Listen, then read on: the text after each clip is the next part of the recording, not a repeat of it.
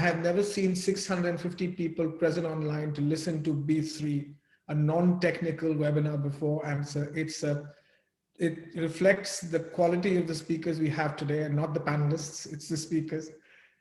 Thank you all again. So the next speaker is going to be Professor Sarah Pinder, a dear friend and colleague who works closely with me at Guy's, and proud to say one of the few pathologists that a surgeon will turn to for advice in the MDM. She sits on every committee that you can name on pathology and on QA for national breast screening. It's my great pleasure and privilege to welcome Sarah to give this talk on the colorful version of what Keshra showed you of the black and white pictures. Over to you, Sarah. Yeah, we have colors. It's much more exciting in pathology. I've been asked to talk about what these lesions are. I'm aware that in some other countries, they may not refer to these as B3, but in terms of B3, what we really mean is we mean lesions that we see in a non-operative diagnosis, so a core biopsy or a vacuum-assisted biopsy, that are benign on their own, but that we know are associated with an increased risk of malignancy. That can be taken in two ways. And what we really mean in this setting is there's a risk of upgrade. So a more advanced lesion sitting somewhere immediately adjacent in the tissue at the same time. We don't really mean a risk in terms of long-term risk of the patient subsequently developing cancer, although for two of these at least, that may also be relevant. In terms of the lesions, you can see there's a big list there, but they really come in two major flavors. So there are those that have an atypical epithelial proliferation. So that's the atypical intraductal epithelial proliferation, lobular neoplasia, and flat epithelial atypia. And then there's a range of other lesions, which are mostly called B3 because they can be heterogeneous. So although the bit that we have is benign, we know from the literature that there is an increased risk of there being DCIS or invasive cancer next door.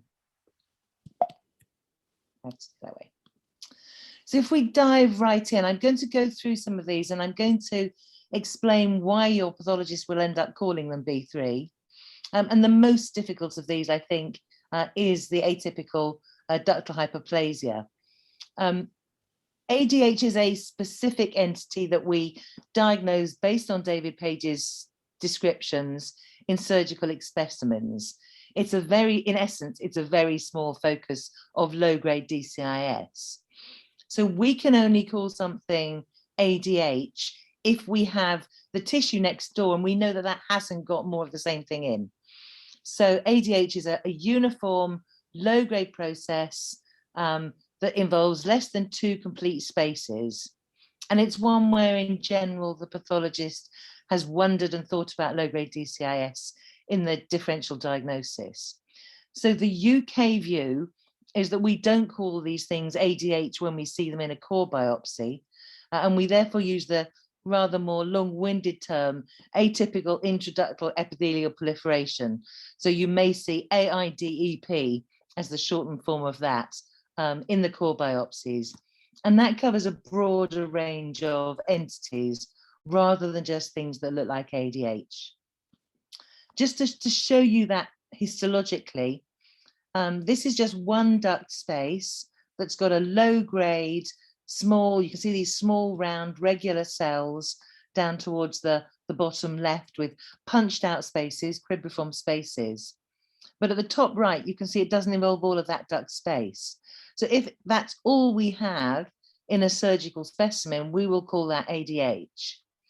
If we have that in a core biopsy, we don't know what's sitting next door to it. So we have to say we can't tell if this is going to be DCIS.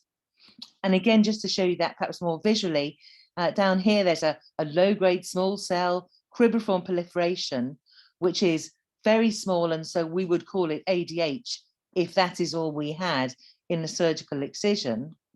But if I have all of that, I can tell you actually, no, that's low-grade DCIS. So the pathologist is sort of stuck between a rock and a hard place, really, in that we are very dependent on what we have in the specimen that the radiologist or the surgeons provide us. We can do some additional tests, and sometimes the pathologist will say they're waiting for basal cytokeratins or estrogen receptor, because ADH and most, not all, atypical intraductal epithelial proliferations are a clonal process. So we can see in usual hyperplasia, which is not clonal, we get this mixture of positive and negative cells. So we can say, that's fine, we're not worried about that. That's B2, that's usual hyperplasia. But when we have a process like this, we need to see some more tissue.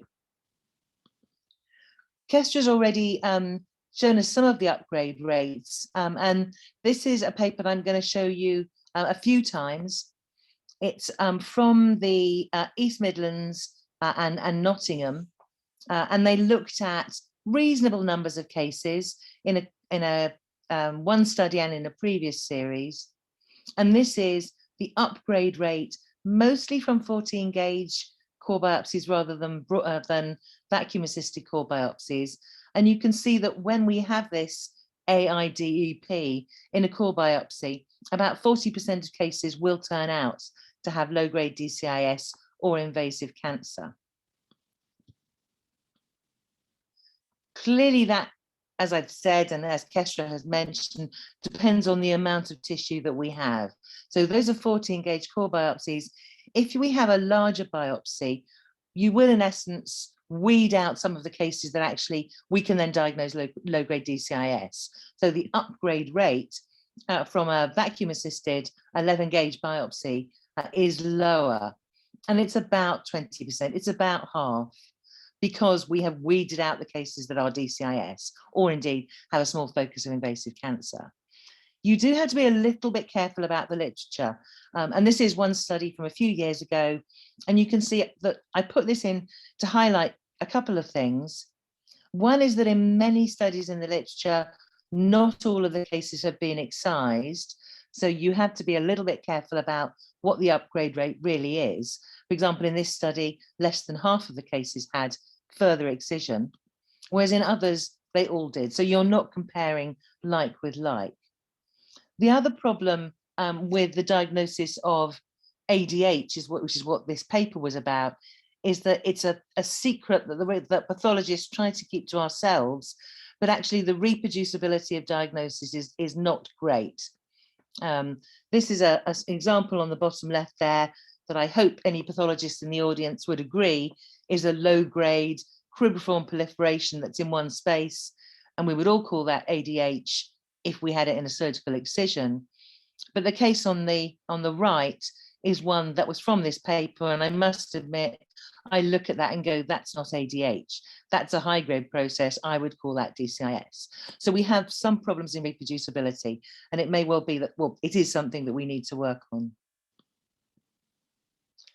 ADH, I should have said, does give you this about 40% risk in a 14 gauge core biopsy of being next to or of turning into DCIS or indeed low-grade invasive cancer. But ADH is also a longer-term risk factor. So over the years, it gives you a 4 times increased risk of the patient developing breast cancer. So it is a genuine risk factor as well. And lobular neoplasia is the same, and we have somewhat the same dilemma.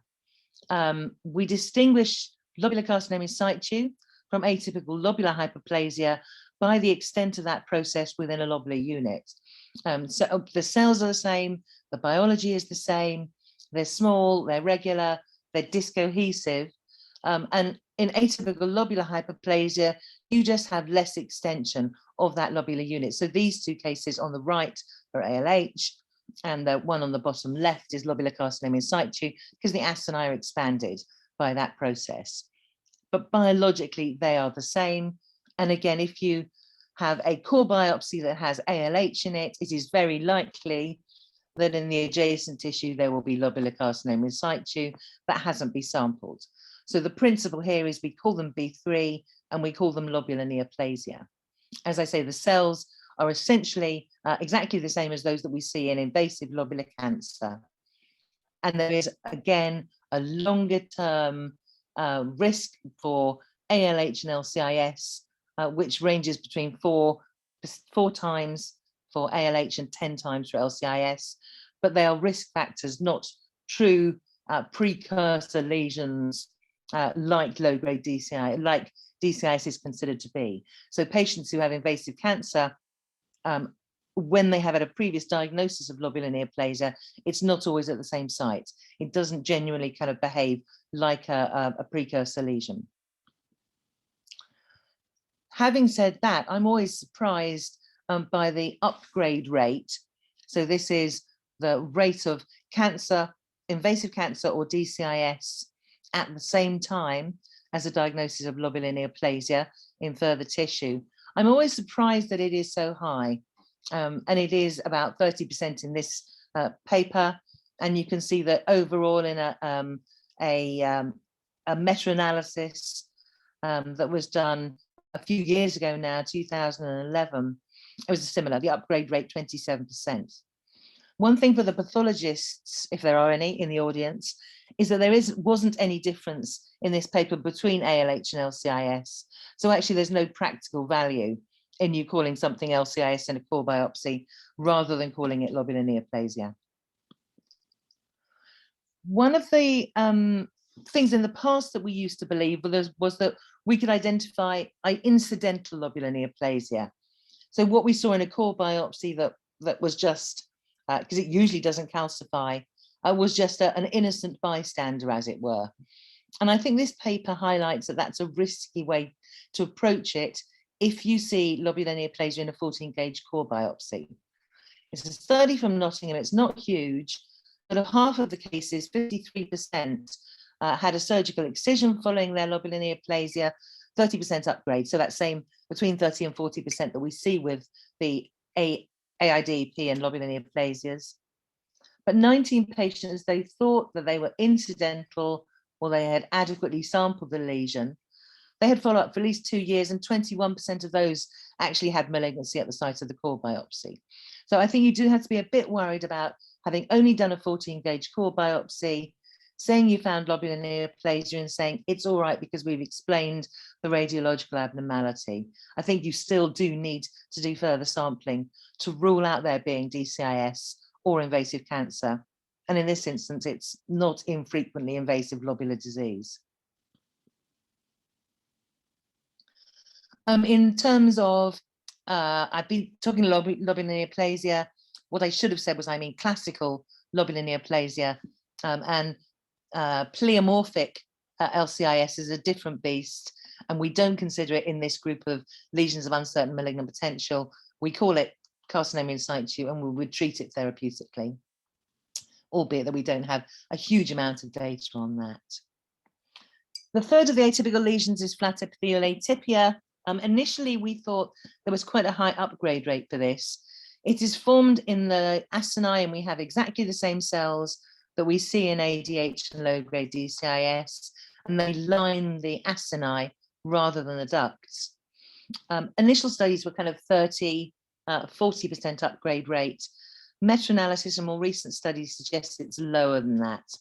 In this particular meta-analysis, the upgrade rate was about 7%. So it is lower for FEA than it is for lobular neoplasia and for atypical intraductal proliferation. This is the entity that Kestra was talking about, where you quite often will see radiologically scattered calcifications through the area. And this is the one in particular where you may need to sample separate areas to check that there is not atypical intraductal epithelial proliferation as well. Whereas an AIDEP, in essence, I don't really mind if you sample the same area because I know that I just need more of that bit of tissue. But with FEA, you may need to sample a broader area and do 2 separate vacuum biopsies. So those are the lesions that have atypia as their main diagnosis. There are other lesions like radial scars and papillary lesions where coexisting epithelial proliferation is common. You may have atypia and it might be focal and you may have missed it in your core biopsy specimen. Excuse me. Very occasionally, these will be tiny radial scars, and we'll call them B2, and we'll be happy. But most often, and this is obviously a surgical specimen of a radial scar, and you can see this central area of scarring with entrapped tubules and dilated spaces around the outside. Quite often, the invasive cancer or the DCIS will be around the outside of this area, and that may not be sampled. Papillary lesions are complicated, and you do need to talk to your pathologist about them. They come in various different categories with various different behaviors and risks. And what we're really talking about here are the papillomas and the in situ papillary lesions. There are a whole range of invasive cancers that obviously are not atypia of uncertain significance. Most papillomas, papillary lesions, again, will be B3, but there is a range. You have a very small papillary lesion that's completely excised. We're happy it's benign. Most of them, if they're bigger like this, we are worried whether there's an epithelial atypia further away or DCIS further away. And occasionally we will actually say, no, look, this is carcinoma in situ, it's papillary carcinoma in situ. You can treat this one therapeutically. And that's the important thing with these. Excuse me. So if you look in this same study from Emad Raka, if you have a papillary lesion overall, the upgrade rate or the chances of there being DCIS or invasive cancer is 14%. The same is true for radial scar. Overall, it's about 13%. But the big division is whether there is or isn't atypia. So if you have atypia in your radial scar or your papillary lesion, the upgrade rate is the same as if there is just atypia on its own. So between 30 and 40%. If you don't have atypia in your first biopsy, it's lower and it's less than 10% in the vast majority of studies. So Kesser's described the page at the back, the table at the back of the clinical assessment guidelines. There was another paper in the literature which might be easier for some of you to get hold of, which was published a couple of years ago now, about the management of these. It does go into more detail and it's a bit wordier, but the bottom line, as we already heard, is that the vast majority of lesions, whether you've done a 14 gauge or a vacuum biopsy up front and your pathologist has seen AIDP or lobular neoplasia or radial scar, you can do a thorough sampling. And it's because in those lesions, we are quite happy to mentally put together the amount of atypia that we may have in separate core biopsies. And we can still work out whether it's involving more than two spaces and therefore is DCIS for the AIDEP, or whether there is some sneaky invasive lobular cancer in there that's sitting next to the lobular neoplasia that you saw before. The ones that are different, and I think the one we get questioned about most, is why we want surgical excision when there's atypia in a papilloma. And this is the reason. The reason is that for distinguishing ADH from low-grade DCIS, we look at the number of spaces involved. Obviously, we can't do that if we've only got one big space with a papilloma in it. So we have to use different criteria, and we use a 3 mm measurement. So if we have a papilloma with low-grade atypia in it, and it's more than 3 mm, we call it DCIS in the papilloma. If it's less, we call it atypia in a papilloma. Just to show you that here we've got one duct space, we've got an atypical proliferation in it. You can see at either end, in the top left and the bottom right, we've got those punched out spaces. And we need to measure how big that is. And we can't do that if you give it to us in pieces. So that's why papillomas with atypia or papillary lesions with atypia in, we do ask that they are surgically excised. It may well be that that's the pathologist being cautious, and it may well be that that changes over time. But at the moment, this is still a relatively newish approach, several years old, but it's a newish approach. So we are kind of being somewhat cautious and saying that's the thing that we need to do at the moment. There are a whole range of other things that your pathologist will at some time say, I'm not certain what this is, it's got some atypia, or we don't know how to handle this and we're calling it B3. Those include cellular fibroepithelial lesions where we can't tell if it's a fibroadenoma or a benign Phyllodes tumor. They include unusual lesions like microglandular adenosis, for which there is some evidence that in some cases it can behave as a precursor to triple negative cancer. Some vascular lesions, because we can't tell, again, what's happening nearby, and low-grade angiosarcomas can be quite sneaky, and spindle cell lesions. Some of those will be called B3. Some of them will say, no, that's a metaplastic cancer, or that's some other lesion. So some we can do, but in some cases we will call those B3.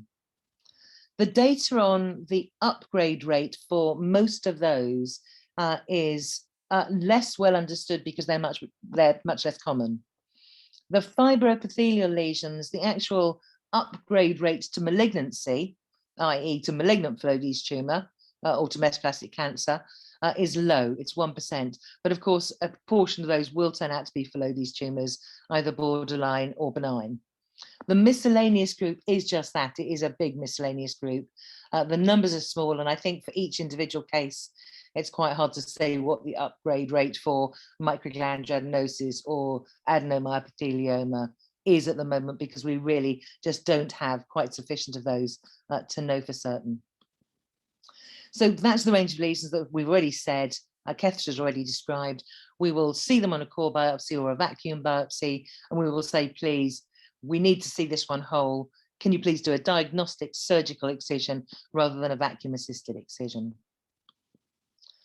And I think Kethesh has said, and I would just like to emphasize that this really, the management of these difficult borderline lesions really is one for the multidisciplinary team.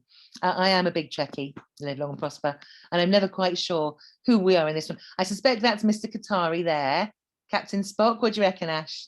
I want to be Captain, I want to be Spock, just because he's just the best. But you know, so you could be Kirk, okay, Ash?